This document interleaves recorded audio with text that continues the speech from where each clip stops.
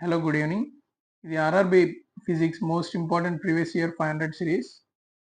రోజు 5 questions, 100 days లో 500 questions. Question number 1. The quantum theory of light was given by కాంతి యొక్క quantum సిద్ధాంతాన్ని ఇచ్చిన వారు ఎవరు? ఇక్కడ options Einstein, Planck, Newton, Faraday. Einstein ఇచ్చిన థియరీ ఏంటంటే theory of relativity.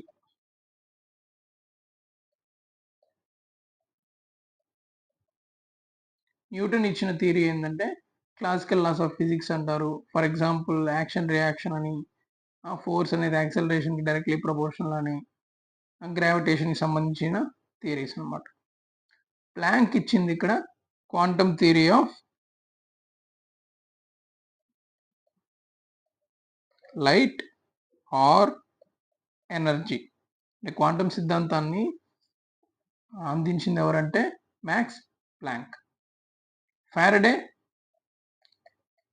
Electromagnetic field గురించి కనుక్కున్నాడు. అంటే ఎలక్ట్రోమాగ్నెటిక్ ఫీల్డ్ ఉంటుందని ఫారడే కనుక్కున్నాడు. దీంట్లో మనం ఇక్కడ ఆన్సర్ ఏంటంటే మ్యాక్స్ ప్లాంక్ అని మనం చెప్పుకుంటున్నాం. అసలు క్వాంటమ్ థియరీ ఆఫ్ లైట్ అంటే ఏంటని సింపుల్గా చెప్తాను.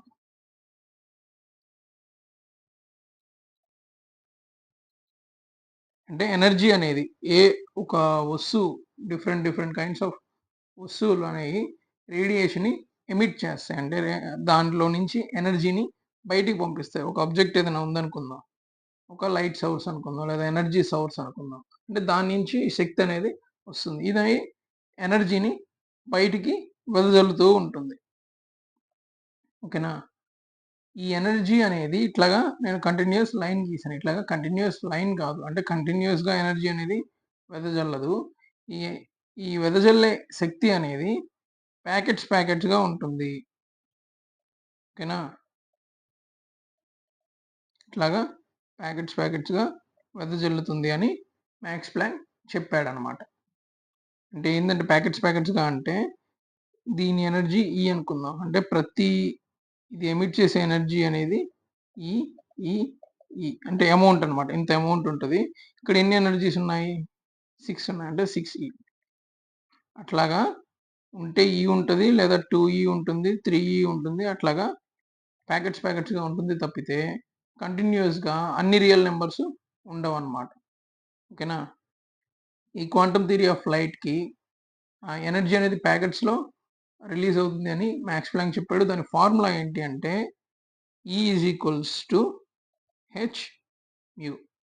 అంటే ఓన్లీ ఈ hμ వాల్యూ ఎంతైతే వస్తుందో అంతగానే ఎనర్జీ అనేది రిలీజ్ అవుతుంది. నెక్స్ట్ ఎనర్జీ అనేది hμ/3 ఇట్లా ఉండదు. డైరెక్ట్గా 2hμ, నెక్స్ట్ 3hμ. అంటే ఇంటీజర్ మల్టిపుల్స్ మాత్రమే ఎనర్జీ అనేది రిలీజ్ అవుతుందని మ్యాక్స్ ప్లాంక్ చెప్పాడనమాట. Second question, the energies E1 and E2 of 2 radiations. అంటే 2 రేడియేషన్స్ వికిరణాల యొక్క శక్తులు E1 అండ్ E2. వాటి వాల్యూస్ ఎంత? E1 is equals to 25 electron volt, E2 is equals to 50 electron volt. అయితే వాటి యొక్క తరంగ దైర్ఘ్యాలు అంటే వేవ్ లెంత్స్, అంటే 2 వేవ్స్ ఇచ్చాడు. అంటే ఇక్కడ ఎనర్జీ అన్నా, వేవ్ అన్నా, లైట్ అన్నా ఇవన్నీ సినోనిమ్స్ అనమాట. అంటే ఒకే మీనింగ్ వచ్చే పర్యాయ పదాలు లాంటివి. ఇప్పుడు ఏమవుతుందంటే ఒకదాని వేవ్ లెంత్ λ1, ఇంకొక దాని వేవ్ లెంత్ λ2 అయితే వాటి రెండింటికి రిలేషన్. ఇక్కడ ఎనర్జీకి రిలేషన్ ఇచ్చాడు. డైరెక్ట్గా ఫార్ములా మనకి తెలుసు. మ్యాక్స్ ప్లాంక్ క్వాంటమ్ థియరీ ప్రకారం ఫార్ములా ఏంటి? ఎనర్జీకి వేవ్ లెంత్కి రిలేషన్ ఏంటంటే E is equals to hμ. Mu అంటే ఇక్కడ ఫ్రీక్వెన్సీ అంటే ఏంటంటే ఒక సెకండ్కి ఒక లైన్ గీసాం అనుకోండి, ఒక సెకండ్కి ఎన్ని వేవ్స్ ఒక ఎనర్జీ ఆర్ ఒక లైట్ యొక్క ఎన్ని వేవ్స్ అనేది పాస్ అయితే అంత ఫ్రీక్వెన్సీ ఉన్నట్లు. ఫ్రీక్వెన్సీ ఫార్ములా ఏంటంటే C/λ. C అంటే ఆ లైట్ యొక్క రేడియేషన్ యొక్క స్పీడ్, బై లాంబ్డా అంటే రేడియేషన్ యొక్క wavelength. So energy formula అయింది is equals to hμ equal to hc/λ. H అనేది ప్లాంక్స్ కాన్స్టెంట్ అంటాం. హెచ్ వాల్యూ ఎంతంటే 6.6 ఇంటూ 10⁻34 జౌల్ సెకండ్. ఇది ప్లాంక్స్ చెప్పిన కాన్స్టెంట్ అనమాట. దీని వాల్యూ చేంజ్ అవ్వదు.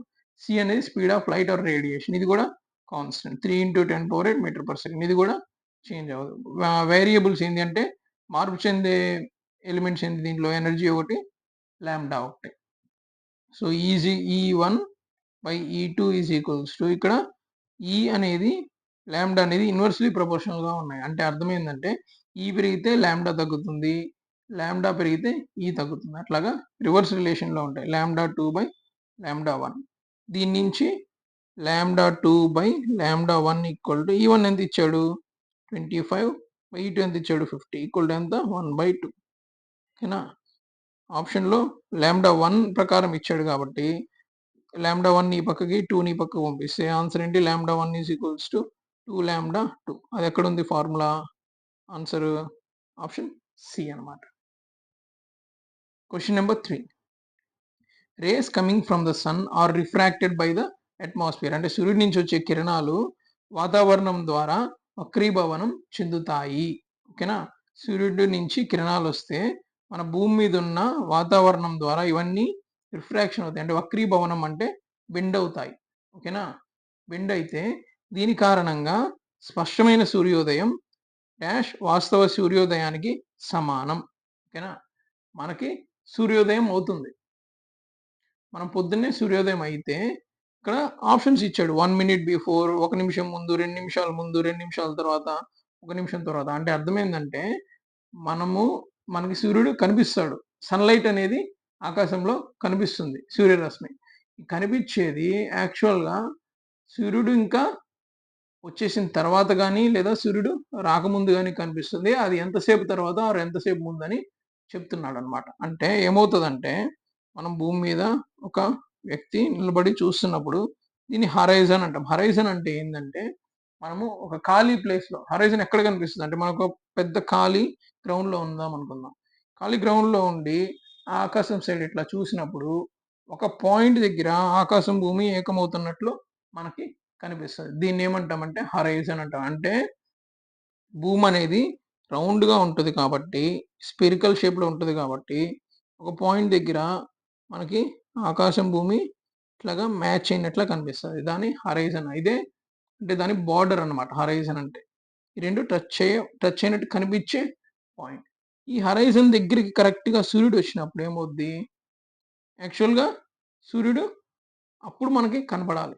కాకపోతే ఏమవుతుందంటే సూర్యుడు దీనికంటే కిందగా ఉన్నప్పుడే, ఓకేనా, లైట్ అనేది ఇట్లాగా అట్మాస్ఫియర్లోకి ఎంటర్ అయ్యి బెండ్ అవుతుంది. బెండ్ అయ్యి మన కళ్ళ మీద పడుతుంది. అంటే సూర్యుడు రాకముందే మనకి సూర్యుడి నుంచి వచ్చే లైట్ కనిపించేస్తుంది అనమాట. అది ఎంతసేపు ముందంటే ఇది డైరెక్ట్గా మనం గుర్తుపెట్టేసుకోవాలి. 2 మినిట్స్ బిఫోర్. ఏంటి 2 మినిట్స్ బిఫోర్. ఓకేనా. ఇట్లానే ఒకవేళ సన్ రైజ్ గురించి అడిగాడు, అంటే సూర్యోదయం అడిగాడు. సూర్యాస్తమయం అడిగాడు అనుకోండి, అంటే సూర్యుడు వెళ్ళిపోయిన తర్వాత ఎంతసేపు వరకు కనిపిస్తాడంటే 2 మినిట్స్ ఆఫ్టర్. ఓకేనా. సన్ రైజ్ అయితే 2 మినిట్స్ బిఫోర్, 2 నిమిషాల ముందే కనిపిస్తాడు.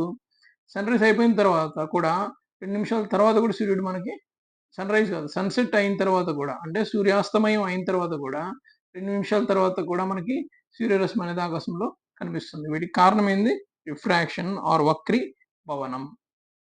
Question number 3. Light is a transverse wave which of the only event proving this. అంటే కాంతి ఒక విలోమ తరంగం. తరంగం అంటే వేవ్, విలోమ తరంగం. ట్రాన్స్వర్స్ వేవ్ అంటే ఏంటి, లాంగిట్యూడినల్ వేవ్ అంటే ఏంటి, అంటే విలోమ అవిలోమ తరంగాలు. లాంగిట్యూడినల్ వేవ్ అంటే ఏం లేదు. ఫర్ ఎగ్జాంపుల్ ఇది ఒక స్ప్రింగ్ అనుకుందాం. స్ప్రింగ్ని మనం ఈ పక్క నుంచి ఈ పక్క నుంచి ప్రెస్ చేసినప్పుడు ఏమవుద్ది, అది దగ్గరికి ఇట్లాగా అతుక్కొని మళ్ళీ దూరంగా ఇట్లాగా ఎక్స్పాండ్ అవుతుంది. అంటే ఇట్లాగా షార్ట్గా అయ్యి మళ్ళీ ఎక్స్పాండ్, షార్ట్ ఎక్స్పాండ్, ఇట్లాగా వేవ్ కానీ మూవ్ అయితే దాన్ని లాంగిట్యూడినల్ వేవ్ అంటాం. అట్లా కాకుండా అలల రూపంలో, నీళ్ళలో వచ్చే అలల రూపంలో ఇట్లాగ పైకి కిందకి పైకి కిందకి మూవ్ అయితే దాన్ని ఏమంటామంటే ట్రాన్స్వర్స్ వేవ్ అంటాం, విలోమ తరంగం. కానీ ఇక్కడ నేను గీసిన పిక్చర్ ఏంటంటే ఇది 2 డైమెన్షనల్ పిక్చర్. యాక్చువల్గా నిజం ప్రపంచం ఏ డైమెన్షన్‌లో ఉంటది? 3 డీలో ఉంటది. అంటే ఎలా అనేది అన్ని డైరెక్షన్‌లో ఉంటదనమాట. అంటే ఒక 3 అలానే ఊహించుకోండి. ఇట్లా ఉంటది. మళ్ళీ పైకి, కిందకి ఇట్లా ఉంటది. ఒక బబుల్ అనుకోండి. ఇదొక బబుల్. బబుల్ షేప్‌లో ఇట్లాగా అలా అనేది ఉంటదనమాట. ఓకేనా? ఇక్కడ ఏం జరుగుతుంది? దీన్ని ప్రూవ్ చేసేది ఎట్లా ప్రూవ్ చేస్తారంటే ఆన్సర్ పోలరైజేషన్. అంటే పోలరైజేషన్ అంటే ఏంటి అంటే ఇప్పుడు అలా ఉంది. లైట్ వేవ్ యొక్క ట్రాన్స్‌వర్స్ వేవ్ యొక్క అలా ఉంది. ఇప్పుడు ఫర్ ఎగ్జాంపుల్ ఇది లాంగిట్యూడినల్ అనుకోండి. ఇక్కడ ఒక చెక్క ముక్క గాని ఏదైనా తీసుకొని ఆ! ఏదైనా ఒక ఒక షీట్ ఏదైనా తీసుకొని దానికి హోల్ ఉందనుకోండి. ఈ లాంగిట్యూడినల్ వేవ్ అయితే నేరుగా ఏమవుద్ది? ఈ హోల్ గుండా బయటికి వచ్చేస్తది. అదే ట్రాన్స్‌వర్స్ వేవ్ అయితే ఏమవుతుందంటే ఒక చెక్క ముక్క తీసుకొని దానికి చిన్న హోల్ పెట్టినప్పుడు అలా ఇలాగా ఇది 3 డైమెన్షనల్ గదా! లైట్ అనేది. సైడ్‌కి ఉంటది, నిలువుగా ఉంటది. ఇంకా అన్ని యాంగిల్స్‌లో ఉంటదనమాట. ఉన్నప్పుడు దీని నుంచి బయటకొచ్చినప్పుడు ఏమవుద్దంటే అది ఈ చెక్క నుంచి బయటకొచ్చినప్పుడు ఓన్లీ అన్ని డైరెక్షన్స్‌లో రాకుండా ఆ చెక్కలో ఉన్న హోల్ ఏ డైరెక్షన్‌లో అయితే ఉందో అది మాత్రమే బయటకొస్తుంది. ఆ డైరెక్షన్‌లో ఉన్న వేవ్ మాత్రమే బయటకొస్తుంది. దీన్నే ఏమంటారంటే పోలరైజేషన్ అంటారు. ఆ! దీంట్లో వాడేదాన్ని ఈ వస్తువుని పోలరైజర్ అంటారు. అంటే ఎక్కువగా దీన్ని కూలింగ్ గ్లాసెస్‌లో వాడతారు. ఏం చేస్తదంటే కూలింగ్ గ్లాసెస్ ఏం చేస్తాయంటే సన్‌లైట్ కానీ లేదా నైట్ టైమ్ కొంతమంది ట్రాఫిక్ లైట్స్ ట్రాఫిక్ లైట్స్ కాదు. సన్‌లైటే అనుకుందాం. సన్‌లైట్ గ్లేర్ పడతది కళ్ళల్లో. గ్లేర్ పడ్డం అంటే ఏందంటే వేవ్స్ అనేయి డిఫరెంట్ డైరెక్షన్స్‌లో మన కళ్ళ మీద పడినప్పుడు ఈ పోలరైజర్ అంటే ఈ కూలింగ్ గ్లాసెస్ ఏం చేస్తాయంటే ఆ గ్లేర్‌నంతా డిలీట్ చేసేసి ఓన్లీ ఒక డైరెక్షన్‌లో ఉన్న లైట్‌ని మాత్రమే మనకి కళ్ళ మీద పడేలా చేస్తాయన్నమాట. దీన్నే పోలరైజేషన్ అంటాం. ఓకేనా? ఇక్కడ ఇంకొక కాన్సెప్ట్ ఉంది. ఇంటర్ఫియరెన్స్ అన్నారు.